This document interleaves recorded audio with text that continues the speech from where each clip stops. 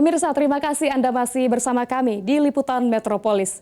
Presiden Prabowo Subianto menyampaikan pidatonya dalam sesi debat umum di sidang Majelis Umum Perserikatan Bangsa-Bangsa SMUPBB di Markas Besar PBB New York, Amerika Serikat pada Selasa 23 September. Pesan kuat soal kesetaraan hak-hak manusia menjadi pembuka dalam pidato yang disampaikan Presiden. Usai pidato Presiden Brasil dan Presiden Amerika Serikat.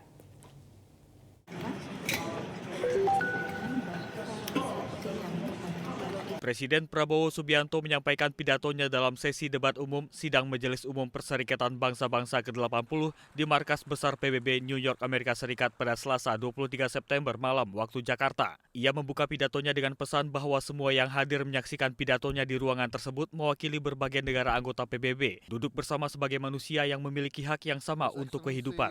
Dalam pidatonya, Presiden menggarisbawahi berbagai tantangan yang masih dihadapi oleh dunia saat ini, dengan berbagai ketidakpastian dan bahaya yang mengancam masa depan bersama. Solidaritas komunitas internasional berlandaskan kesetaraan sebagai manusia diserukan oleh Presiden di ruang sidang umum PBB untuk menghadapi berbagai tantangan masa kini tersebut dan memastikan hak hidup yang setara bagi semua umat manusia.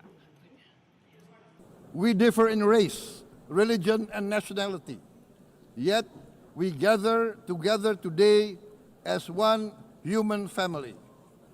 We are here first and foremost as fellow human beings, each created equal, endowed with unalienable rights to life, liberty, and the pursuit of happiness.